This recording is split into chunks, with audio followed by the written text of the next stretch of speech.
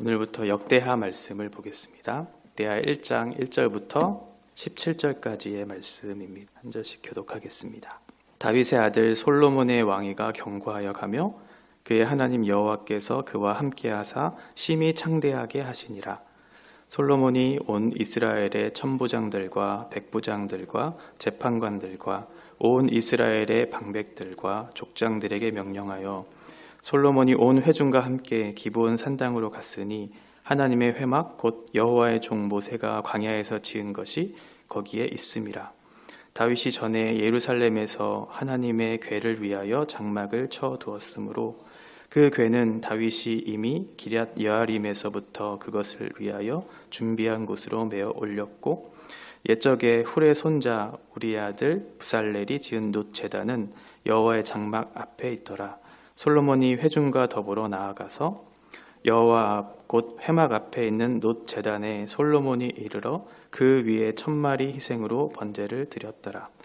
그날 밤에 하나님이 솔로몬에게 나타나 그에게 이르시되 내가 내게 무엇을 주랴 너는 구하라 하시니, 솔로몬이 하나님께 말하되 주께서 전에 큰 은혜를 내 아버지 다윗에게 베푸시고 내가 그를 대신하여 왕이 되게 하셨사오니 여호와 하나님이여 원하건대 주는 내 아버지 다윗에게 허락하신 것을 이제 굳게 하옵소서. 주께서 나를 땅의 티끌같이 많은 백성의 왕으로 삼으셨사오니 주는 이제 내게 지혜와 지식을 주사 이 백성 앞에서 출입하게 하옵소서. 이렇게 많은 주의 백성을 누가 능히 재판하리까 하니, 하나님이 솔로몬에게 이르시되 이런 마음이 내게 있어서 부나 재물이나 영광이나 원수의 생명 멸하기를 구하지 아니하며 장수도 구하지 아니하고 오직 내가 내게 다스리게 한 내 백성을 재판하기 위하여 지혜와 지식을 구하였으니, 그러므로 내가 내게 지혜와 지식을 주고 부와 재물과 영광도 주리니 내 전의 왕들도 이런 일이 없었거니와 내 후에도 이런 일이 없으리라 하시니라. 이에 솔로몬이 기브온 산당 회막 앞에서부터 예루살렘으로 돌아와서 이스라엘을 다스렸더라. 솔로몬이 병거와 마병을 모음에 병거가 1400대요 마병이 12,000명이라. 병거성에도 두고 예루살렘 왕에게도 두었으며, 왕이 예루살렘에서 은금을 돌같이 흔하게 하고 백향목을 평지에 뽕나무같이 많게 하였더라. 솔로몬의 말들은 애굽과 그에서 사들였으니 왕의 무역상들이 때로 갚을 정하여 산 것이며, 같이 읽겠습니다. 애굽에서 사들인 병거는 한 대에 은 600세겔이요 말은 150세겔이라. 이와 같이 헷 사람들의 모든 왕들과 아람 왕들을 위하여 그들의 손으로 되팔기도 하였더라. 아멘. 역대상하의 구조를 보면 역대상 1장부터 9장까지는 이스라엘의 족보, 아담으로부터 시작된 그런 족보들이 쭉 9장까지 기록되어 있는 것을 볼 수가 있고, 역대상 10장부터 마지막 29장까지는 다윗 왕의 어떤 역사에 대한 내용들이 자세하게 기록되어 있습니다. 오늘 우리가 이제 역대하를 보게 되는데요. 역대하에서부터는 1장부터 9장까지는 솔로몬의 왕의 어떤 업적들, 통치들의 내용들이 이제 나오는 것을 볼 수가 있고, 10장부터 마지막 36장까지는 남유다 왕들의 그런 행적들에 대한 내용들이 기록되어 있습니다. 사무엘서나 열왕기서와는 조금 다르게 남유다 왕들을 중심으로 긍정적인 평가들을 그렇게 기록한 책으로 우리가 볼 수가 있을 것 같습니다. 역대하는 특별히 이제 솔로몬 왕으로부터 시작되고 있는데 1장부터 9장까지가 이제 솔로몬의 그런 내용들이 이제 나오잖아요. 이것이 열왕기 3장부터 11장까지의 동일한 그런 내용들이 나오게 됩니다. 그런데 그쪽에서는 솔로몬의 어떤 부정적인 평가들 또는 긍정적인 평가들이 곳곳에 이렇게 드러나 있는 것을 볼 수가 있지만, 지금 역대기에는 그런 내용들을 다 생략했습니다. 그 이유가 무엇일까 생각해 보면 아마도 다윗 왕조, 그러니까 역대상에서 다윗 왕이 성전 건축을 계획하고 하는 것들을 이제 역대하 솔로몬 왕이 그것들을 실행하고 완성하잖아요. 그러니까 역대기에서는 다윗 왕조, 하나님께서 다윗과 언약을 맺으신 그런 내용들, 그것을 중심으로 또 하나는 성전을 중심으로 이 메시지를 조금 더 핵심적으로 보고자 집중할 수 있도록 어떤 개인의 왕의 평가나 개인의 삶에 대한 내용들을 조금 줄이고 있는 그런 것으로 우리가 판단할 수 있을 것 같습니다.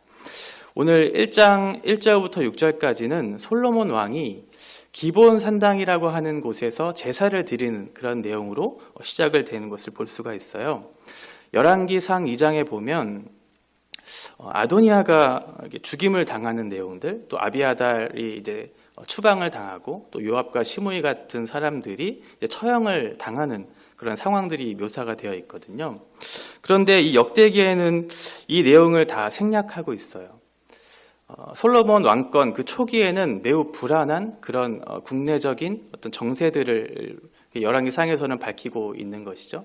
보통 왕이 처음 왕의 어떤 집권을 할 때 그 나라를 다스리고 그 나라를 통치하기 위해서는 나라가 안정돼야 할 것이잖아요. 그래서 지금 1장 1절에 보시면 솔로몬의 왕권에 대한 그런 그것이 견고하게 섰다는 내용들이 이제 기록되어 있어요. 매우 중요한 내용이었던 것 같아요.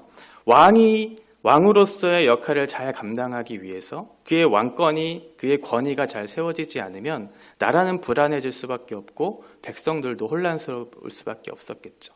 그래서 하나님께서 그와 함께 하심으로 먼저는 그의 왕권을 견고하게 세워주시는 그런 내용을 볼 수가 있습니다. 솔로몬이 처음 왕의 어떤 직무를 받고 나서 가장 중요하게 그 일을 감당하기 위해 이제 부르심을 받은 것이 바로 성전을 건축하는 그런 내용이었습니다.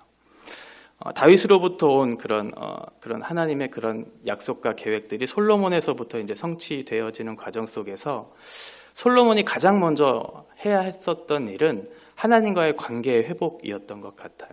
그래서 하나님께서 그 솔로몬에게 명령하신 그 일을 앞서 행하기 전에 이스라엘의 지도자들을 다 불러 모으죠.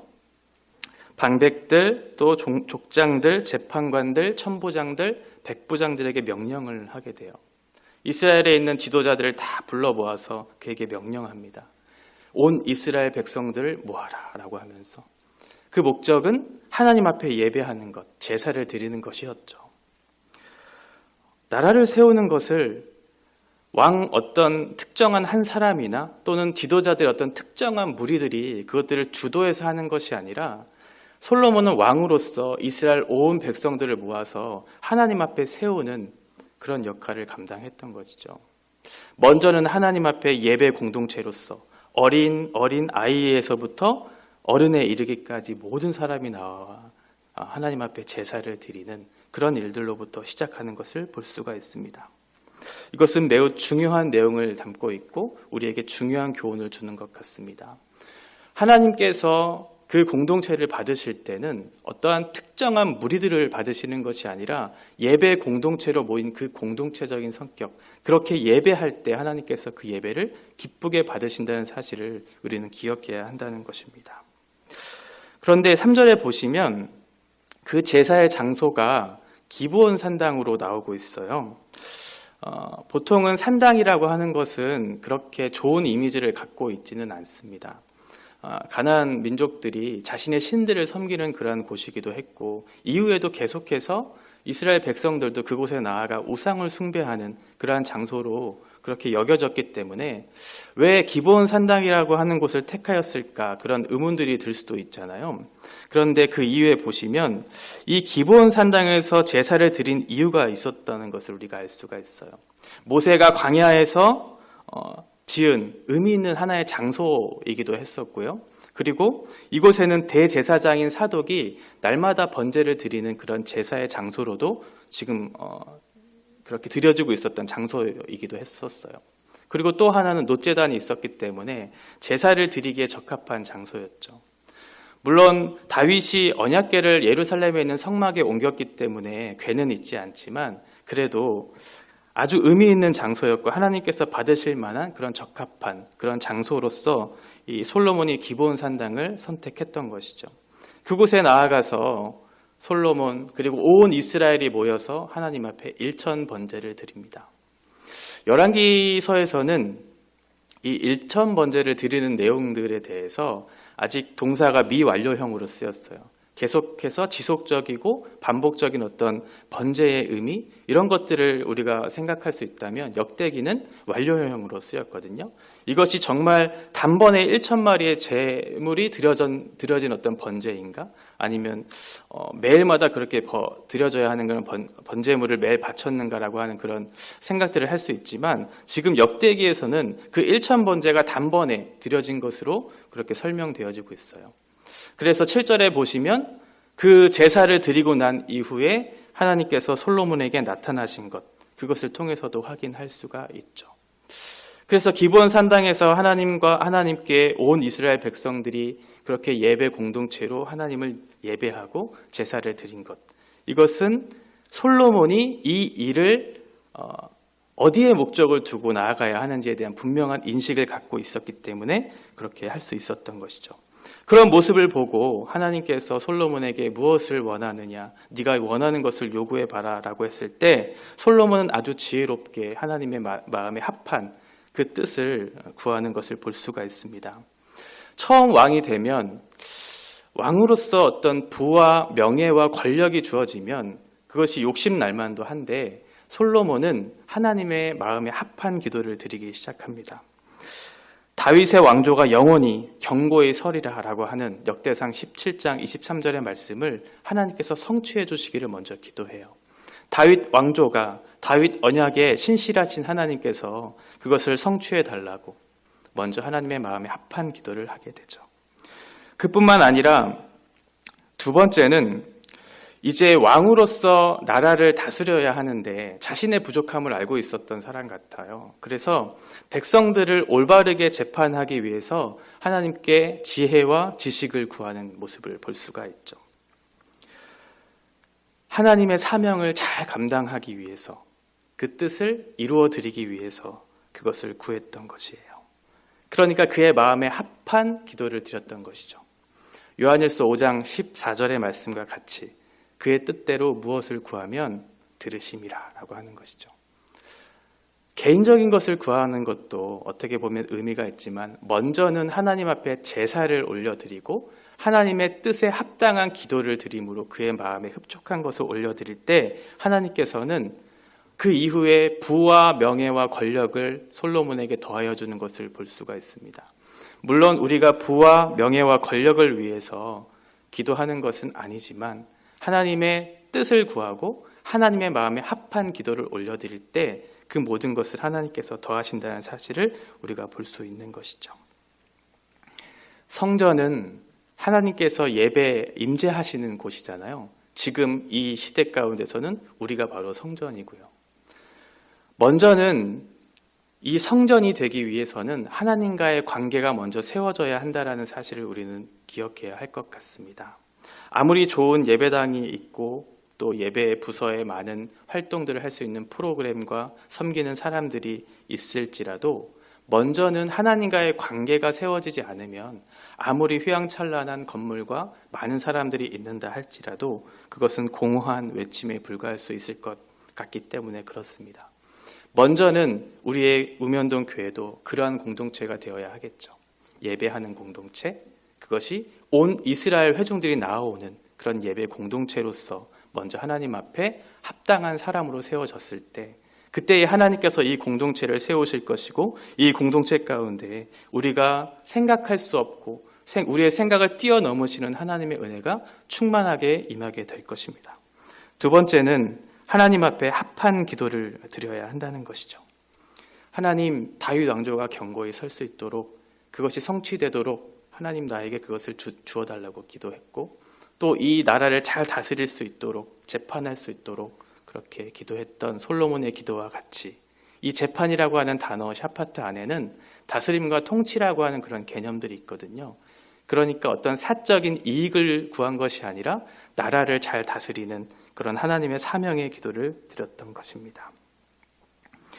1장부터 9장까지가 솔로몬의 관한 내용이거든요. 1장은 솔로몬의 어떤 지혜나 재산에 관한 내용들이 1장에 다 나와 있고 9장도 그런 지혜와 재산에 대한 내용들이 나와 있어요.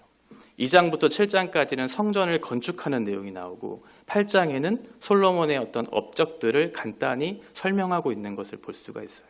이 구조를 보면 솔로몬의 어떤 성전 건축이나 그런 업적들이 하나님께서 주신 지혜와 재산, 지혜와 능력으로서 그것들을 했다는 사실을 저자가 얘기하고자 하는 것 같습니다.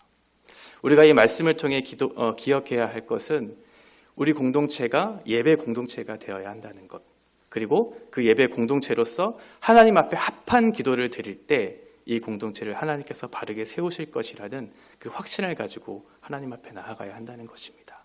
먼저 구할 것을 구할 때 하나님께서 더 좋은 것을 우리에게 베풀어 주실 것이기 때문에 그렇습니다. 오늘도 말씀에 근거한 하나님의 뜻을 구하는 그런 공동체가 되었으면 좋겠고, 그의 마음에 합한 그런 기도를 드리면서 그의 합한 그의 뜻을 따라 살아가는, 하나님 기뻐하시는 삶을 살아가는 저와 여러분이 되시기를 간절히 바랍니다. 기도하겠습니다.